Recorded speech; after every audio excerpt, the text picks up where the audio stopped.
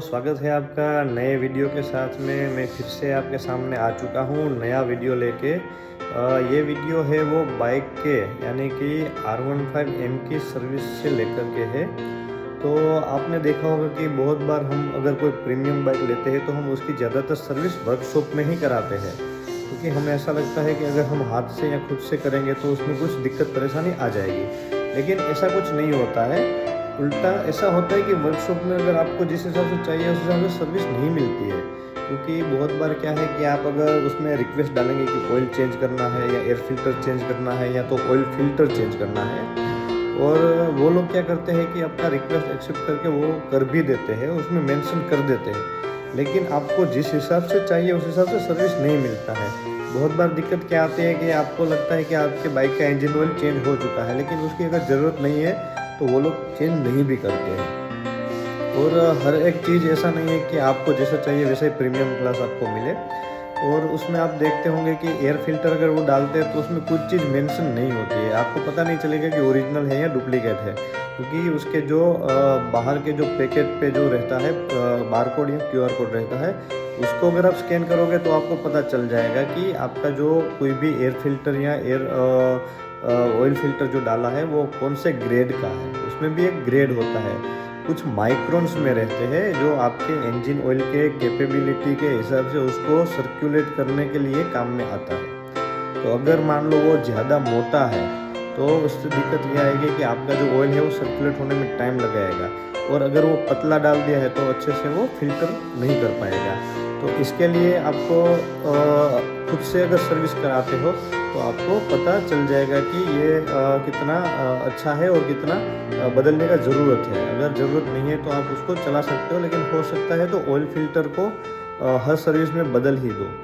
दूसरा ये है कि इंजन में अगर कई बार में एमरी आ जाती है। एमरी यानी कि जो अपने इंजन के कंपोनेंट्स है वो एक दूसरे के साथ में फ्रिक्शन होके, मतलब कि घिस के उसके कुछ पार्टिकल्स यानी कि कुछ उसका इंजन का कुछ ना कुछ हिस्सा, लोहे के टुकड़े, एक तरह से देखें तो लोहे का पाउडर जो इंजन में रहता है थोड़ा सा घिसने के बाद में, वो क्या होता है कि आपके ऑयल फिल्टर में जम जाता है।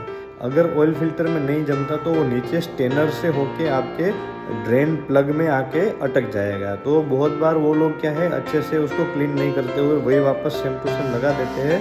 तो उसकी वजह से ये हो सकता है कि आपके जो इंजन में कुछ भी पार्टिकल्स रह गए हैं वो उधर ही उसी में रह जाते हैं। उसकी वजह से क्या है कि आप कितनी बार ऑयल को चेंज करते हो तो भी वो पार्टिकल अगर रिमूव नहीं होता तो उसका कोई मतलब नहीं निकलता है। तो चलिए आज वीडियो की शुरुआत करते हैं यहीं से। और अगर आपको और इन्फॉर्मेटिव वीडियोस चाहिए तो उसके लिए आप कमेंट कर सकते हैं। तो चलिए स्टार्ट करते हैं। तो दोस्तों हमने जो इंजन ऑयल मंगाया था वो आ चुका है, अमेज़ॉन से मंगाया था, आप देख सकते हैं।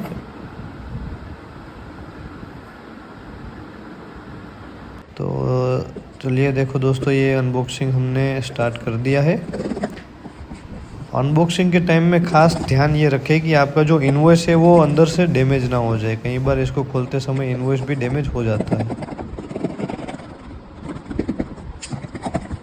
दोस्तों सबसे पहले हमें ये ध्यान रखना है कि हम अगर कोई भी चीज़ परचेस कर रहे हैं तो वो ओरिजिनल है या नहीं है।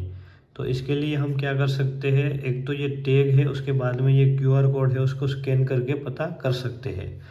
और MRP भी यहाँ पे मेंशन किया गया है, इंक्लूड टैक्स। दूसरा इसमें ये ध्यान में रखना है कि बाहर से कहीं डैमेज ना हो, कहीं से फटा हुआ या तो डेंट वगैरह ना हो।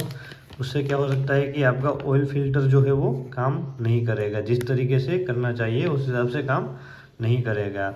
उसके बाद में अगर हम ऑयल ख़रीद रहे हैं तो मैंने ये अमेज़ॉन से ऑनलाइन परचेस किया हुआ है, और ये कोई पेड प्रमोशन नहीं है, मैं सिर्फ आपको इन्फॉर्मेशन के लिए बता रहा हूँ। तो हमें जिस ग्रेड का इंजन ऑयल बाइक में जो डालना चाहिए वही डालना है। दूसरा अदर हमें ग्रेड नहीं मिक्स करना है, उससे क्या है आपके इंजन में दिक्कत आ सकती है। तो मेरे R15 में 10W40 डलता है 4 स्ट्रोक मोटर इंजन ऑयल, ठीक है। तो ये वाला मैंने मंगवा लिया था ऑनलाइन। इसमें ये चीज़ हमें ध्यान में रखनी है कि पीछे का जो QR है वो मैच हो रहा है या नहीं हो रहा है, MRP है, MRP से आपको पता चल जाएगा ओरिजिनल है या नहीं है। दूसरा यहाँ पे एक QR कोड दिया गया है। दूसरा ये MA2 वो मोटरसाइकिल के लिए इंजन ऑयल रहता है, बाकी स्कूटर के लिए भी आता है। तो हमें ये एक वेरीफाई करना है और ये भी हम स्कैन करके पता लगा सकते हैं कि हमने जो मटेरियल जो परचेस किया है एक्चुअल में वही है या कुछ और आ गया है।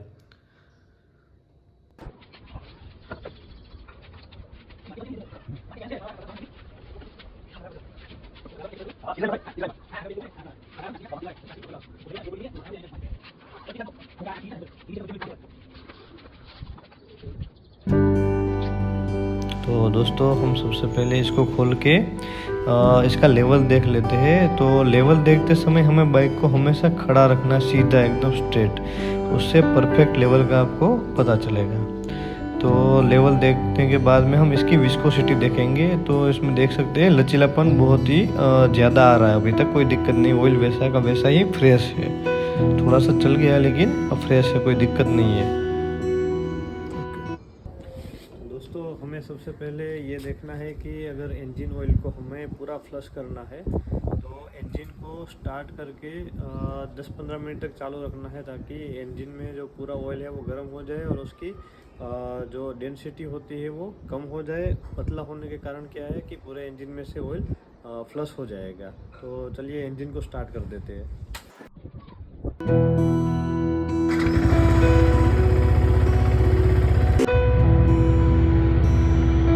सबसे पहले इस बात का ध्यान रखना है कि इंजन को हम स्टार्ट करके सिर्फ रखना है, इसको रेस नहीं करना है बिल्कुल भी, क्योंकि ये जब तक अपना टेम्परेचर लेगा अपने आप ही रेस डाउन कर देगा।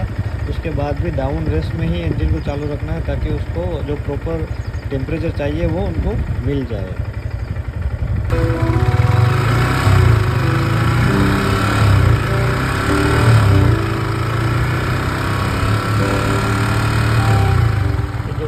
अभी इंजन को स्टार्ट किए 10 मिनट हो गया है। तो अभी हम इसको इंजन को बंद करके नीचे से ऑयल ड्रेन करना चालू करेंगे।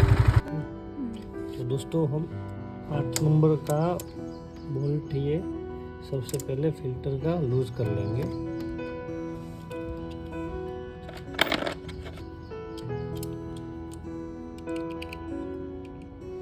इसको सिर्फ लूज करके रख लेंगे।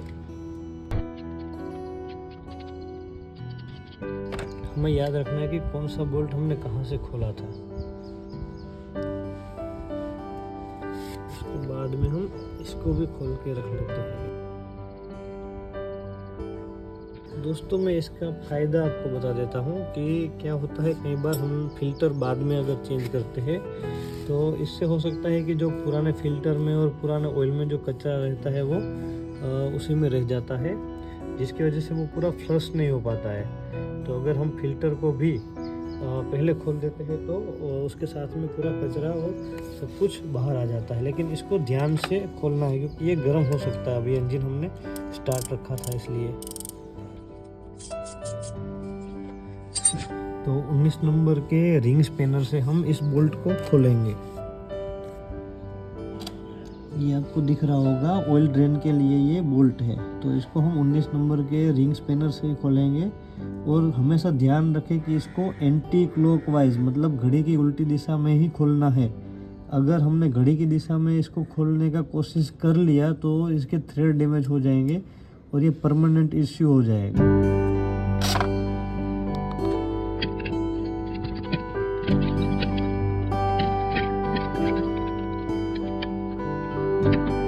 दोस्तों इसको हमने लूज़ कर लिया है। इसको धीरे धीरे से खोलेंगे और लास्ट में ध्यान रखें कि गर्म ऑयल आपके हाथ पे ना पड़े, उससे क्या है आपका हाथ जलने का खतरा रहेगा।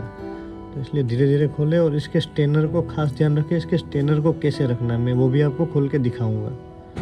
दोस्तों इधर से ऑयल फिल्टर निकाल के इंजन को पूरा ही फ्लश कर देंगे।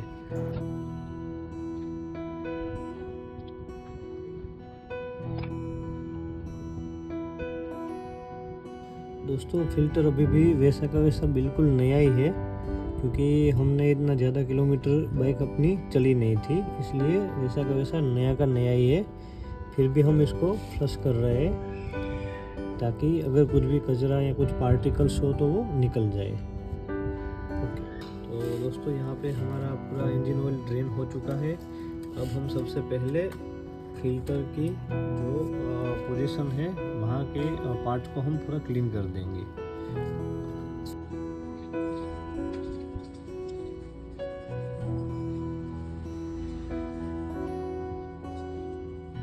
हमें पूरी की पूरी चीज़ को अच्छे से क्लीन करना होगा।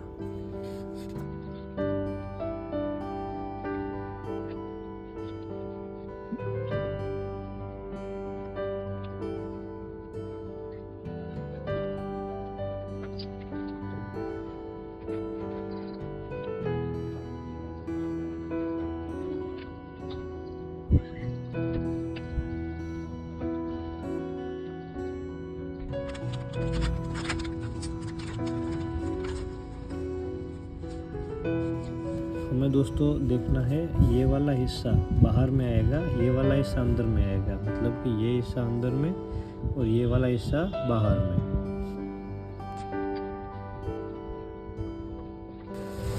इसको रखने के बाद में हम इसको केप को यहाँ पे लगा देंगे।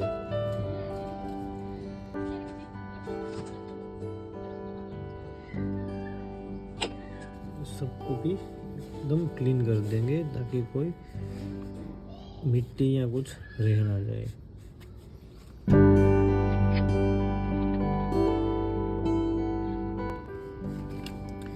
तो दोस्तों हमने सभी बोल्ट को बारी बारी से लगाना स्टार्ट कर दिया है।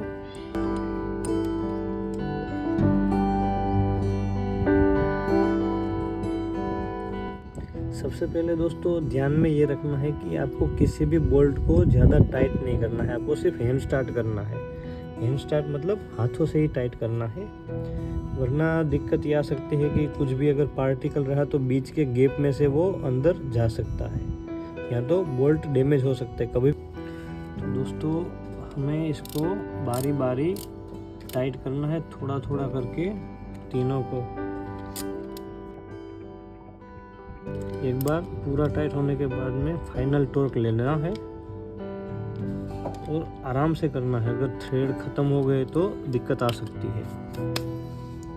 दोस्तों ये जो स्टेनर है वो आप देख सकते हैं, वो इस हिसाब से अंदर बैठेगा। कई बार क्या है कोई कोई ऐसे उल्टा लगा देता है तो भी दिक्कत आ सकता है। इसको सीधा ऐसे ही लगाना है। और जब भी हम ऑयल अगर चेंज कर रहे हैं तो उसमें ये ध्यान रखना है कि इसमें जो आपको कचरा दिख रहा है, जो कुछ भी कचरा रहता है उसको पूरा क्लीन करना रहता है। आपको लोहे के पार्टिकल्स इसमें दिख रहे होंगे। तो दोस्तों आप देख सकते हैं ये बहुत सारा देखो ये पार्टिकल्स लोहे के निकल रहे हैं, इसको पूरा का पूरा क्लीन करना है। तो दोस्तों मैं आपको बता रहा था कि हमें वर्कशॉप में क्यों सर्विस नहीं कराना चाहिए, क्योंकि ये मैंने इससे पहले सभी फ्री सर्विस में वर्कशॉप में ही सर्विस करवाया था। ये आप लोहे के पार्ट्स देख सकते हो, ये देखिए बहुत सारे लोहे के पार्ट्स इसमें आ रहे हैं, ये देख रहे हो बहुत सारा, देखो आपको दिख रहा होगा। ठीक है, ये अगर मैं 5वीं सर्विस अगर शोरूम में वर्कशॉप में कराता तो ये दिक्कत और भी आ सकती थी और यहाँ तक कि इंजन भी ख़राब हो सकता था। लेकिन अच्छा हुआ कि मैंने घर पे इसको खोल के पूरा देख लिया। देखिए दोस्तों ये पूरा का पूरा अभी क्लीन हो चुका है, थोड़ा सा बच रहा है, इसको भी हम पूरा प्रॉपर क्लीन कर देते हैं। तो दोस्तों आप देख सकते हो ये अंदर से बिल्कुल क्लीन हो चुका है, बिल्कुल नया हो चुका है। देख सकते हैं कि इसमें भी बहुत कुछ पार्टिकल्स ये फंसा हुआ है, तो इसको सबको बिल्कुल क्लीन करेंगे।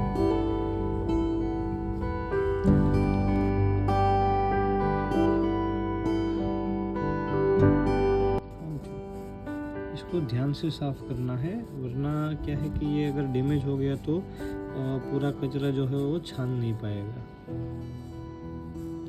कपड़े का भी कोई हिस्सा इसमें फंस ना जाए, ये भी आपको ध्यान रखना है। तो ये दोस्तों बिल्कुल क्लीन हो चुका है। तो हमें दोस्तों इसके थ्रेड वगैरह और आसपास का हिस्सा पूरा साफ कर लेना है। कोई मिट्टी वगैरह अगर फंसी हो तो निकल जाए पूरी। इसको अगर हाथ से हम चेक कर रहे हैं तो हमें ध्यान रखना है कि हाथ में कुछ लगा हुआ ना हो और इसकी चूड़ी भी आपको हाथ में ना लग जाए, उसका भी ध्यान रखना है हमें। दोस्तों ये पूरा एकदम क्लीन हो गया है, आसपास का जो थ्रेड है वो सारा।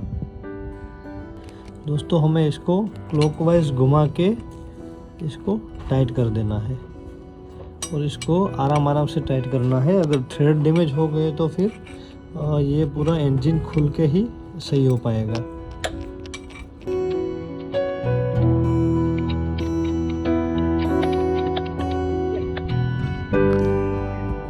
दोस्तों ये बिल्कुल फाइनली टाइट हो चुका है। इसको ज़्यादा टाइट नहीं करके थोड़ा सा लूज़ रखेंगे और बाद में हम ऑयल डालने के बाद में हम देखेंगे, अगर ऑयल नहीं गिर रहा है तो उसको इतना ही रखेंगे, वरना और थोड़ा ज़्यादा टाइट कर देंगे। तो दोस्तों फाइनली बारी आ चुकी है इंजन ऑयल ऐड करने की।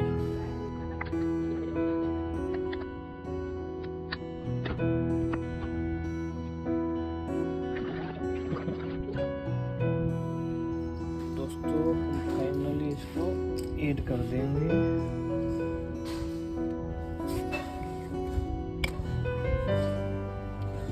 इसको पूरा, उसके बाद में इसको बटन पे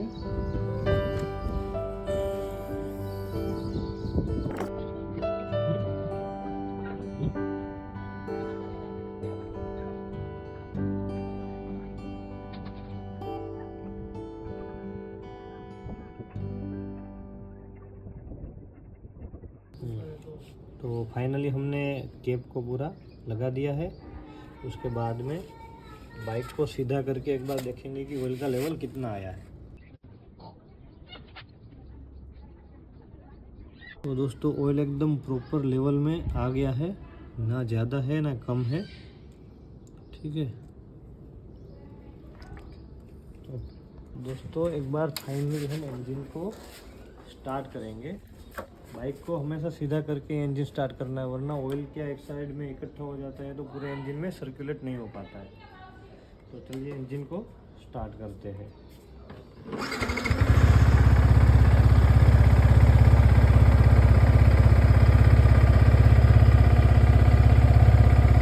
मैं छोटी सी राइड लेके भी आ चुका हूँ ताकि पता चले अगर कुछ दिक्कत है तो।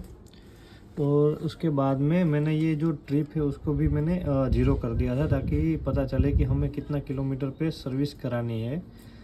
इंजन ऑयल में दिखाया गया है 6000 किलोमीटर तक में कोई दिक्कत नहीं आएगी, लेकिन फिर भी हो सकता है तो 3 या 4000 पे एक बार सर्विस करा लें। जैसे कि दोस्तों आपने देखा कि बाइक के इंजन की सर्विस तो हो चुकी है, अब बाइक के ब्रेक की बारी है। तो ब्रेक पैड क्या है ना कि कई बार वर्कशॉप में बोलते हैं कि इसको चेंज करवाना पड़ेगा, लेकिन ऐसा नहीं होता है। उसको बार बार चेंज करने की ज़रूरत नहीं पड़ती है, वो रीयूजेबल होता है। उसको अगर आप निकाल के उसको क्लीन करके वापस से लगा देंगे तो वो सही से पहले की जैसे ही काम करेंगे। कृपया उसमें ये बातों का ध्यान रखें कि उसमें कुछ भी खोलते समय या तो उसको लगाते समय कुछ भी छेड़छाड़ ना हो। अगर कुछ भी डैमेज हो गया तो आपका ABS और आपका जो TCS कंट्रोल और आपकी ब्रेक में भी दिक्कत आ सकती है, बाइक को रुकने में परेशानी हो सकती है। और बाकी अदर इलेक्ट्रॉनिक्स कंपोनेंट अगर डैमेज हो गए तो आपका स्पीडोमीटर, ABS और TCS तीनों चीज़ें आपकी बंद हो सकती है। तो कृपया इसको लगाते समय या तो खोलते समय आराम से और सावचेती पूर्वक उसको ध्यान से निकालें। तो चलिए मैं आपको बताता हूँ कि उसको कैसे निकालना है और कैसे उसको लगाना है और कैसे क्लीन करना है। उसमें ब्रेक पैड को अगर आप क्लीन करते हैं तो उसमें ये ध्यान रखना है कि आपको किसी भी तरह के लिक्विड का इस्तेमाल बिल्कुल भी नहीं करना है। पेट्रोल, डीजल या कोई भी ऑयल वगैरह इसकी ज़रूरत नहीं पड़ती है, ना ही WD-40 या कोई भी क्लीनर की ज़रूरत पड़ती है। तो चलिए स्टार्ट करते हैं ब्रेक पैड की क्लीनिंग। ये भी एक सर्विस का ही पार्ट है। तो दोस्तों ये हमने ब्रेक पैड निकाल लिए हैं। इसके बाद में इसको थोड़ा हम क्लीन कर देंगे, वरना यहाँ पे क्या होता है, बहुत बार हम चेन में लुब्रिकेशन डालते हैं, उस टाइम में इसमें थोड़ा सा लुब्रिकेंट स्प्रे हो जाता है, उसकी वजह से क्या है ना ब्रेक लगना कम हो जाता है। तो डिस्क को भी हम अच्छे से साफ़ कर लेंगे सरफ वाले पानी से, और कोई केमिकल वगैरह यूज़ करेंगे तो जंग लगने का चांस रहता है, इसलिए हम उसको नॉर्मली हम सर्फ वाले पानी से साफ़ कर लेंगे। और उसके बाद में इसके बीच में जो गैप जो है उसको भी पूरा अच्छे से हम क्लीन कर देंगे।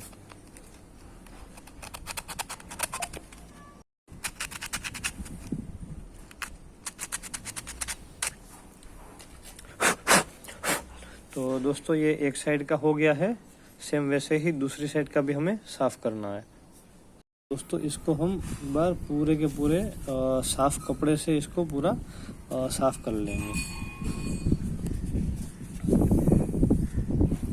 इसके ऊपर कोई डीजल या ऑयल वगैरह डालने का प्रयत्न ना करें, इससे क्या हो सकता है कि आपकी ब्रेक फेल हो सकती है और उससे एक्सीडेंट के चांस भी बढ़ जाते हैं। तो ये सब पूरा एक ही सर्विस का पार्ट है, आपको बार बार सर्विस करनी नहीं है। तो एक ही सर्विस में आप पूरा का पूरा एक बार में साफ़ करके कंप्लीट कर सकते हो। उससे आपके पूरे बाइक के परफॉर्मेंस में बहुत ही ज़्यादा इंक्रीज आपको मिलेगा। तो आप देख सकते हैं इसके बीच में ये बार बार ब्रेक लगने की वजह से जो फ्रिक्शन होता है, फ्रिक्शन की वजह से इसमें पूरा कचरा इकट्ठा हो जाता है। तो इसको भी हमें पूरा क्लीन करना होता है।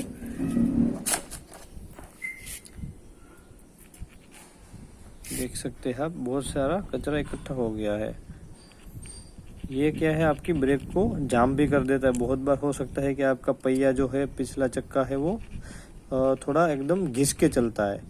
थोड़ा माइलेज का भी फर्क पड़ता है और पिकअप का भी फर्क पड़ता है। तो इसको भी सेम उसकी तरह ही पूरा क्लीन कर देंगे। इसमें दोस्तों ये आपको दिख रहा होगा कई जगह पे लाइनिंग है, तो इससे आपको घबराना नहीं है। बहुत बार क्या होता है बारिश में और ये कंकड़ वगैरह चिपक जाते हैं, उसकी वजह से भी ये होता है। और अगर आपकी डिस्क में कहीं भी एक जगह पे ही फ्रिक्शन हो रहा है तो भी ये ऐसे साइन बन जाएगा। अगर बार बार ऐसे दिक्कत आ रही है तो अपनी डिस्क और पेड दोनों को एक बार चेक कर ले। तो दोस्तों फाइनली हमें ये पेड कैसे बिठाने हैं मैं आपको बता देता हूँ। यहाँ से आपको डालना है, ये बोल्ट जो हमने पहले खोला था, तो इसको हमें यहाँ से स्लाइटली धीरे धीरे इसको अंदर लेके जाना है। तो एक साइड से हमने बिठा दिया है, दूसरी साइड की बारी है।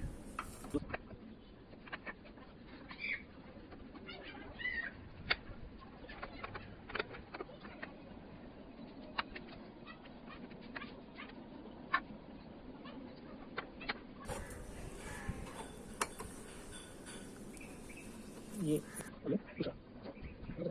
जैसे कि आपने देखा कि अब ये पूरा ब्रेक का जो पैड था वो डैमेज था, मतलब जो घिस गया था, उसको प्रॉपर हमने साफ किया है और इसको हमने ऐसे करके सेट कर दिया है। तो दोस्तों आपने देखा कि इंजन की आज सर्विस हो चुकी है और साथ ही ब्रेक पैड भी इसके क्लीन हो चुके हैं और ब्रेक की भी सर्विस हो चुकी है। तो अभी अगली बारी है जो वो एयर फिल्टर की क्लीनिंग की है। तो दोस्तों ये वीडियो बहुत ही ज़्यादा लंबा हो चुका है अभी तक, इसलिए एयर फिल्टर का जो क्लीनिंग है वो नेक्स्ट एंड शॉर्ट वीडियो में ही रखेंगे, ताकि आपको देखने में इजी रहे और आपका टाइम ज़्यादा वेस्ट ना हो। अगले नेक्स्ट इन्फॉर्मेटिव वीडियोस के लिए आप कमेंट कर सकते हैं, लाइक शेयर एंड सब्सक्राइब भी कर सकते हैं चैनल को। अगर अच्छा लगता है तो आप अपने तरफ से कुछ भी राय दे सकते हैं, वीडियो कैसा रहा और उसमें क्या इम्प्रूवमेंट की ज़रूरत है। हालांकि इसमें एडिटिंग ज़्यादा नहीं है, एडिटिंग में सिर्फ बेसिक ही रखा गया है, इतना खास नहीं है, क्योंकि ये सिर्फ इन्फॉर्मेटिव वीडियो है। ठीक है, तो चलिए मिलते हैं नेक्स्ट वीडियो में। आज के लिए इतना ही काफ़ी। Thanks and sayonara. फिर मिलते हैं बहुत ही जल्द नए और इससे ज़्यादा बेस्ट वीडियो के साथ। Okay, thank you.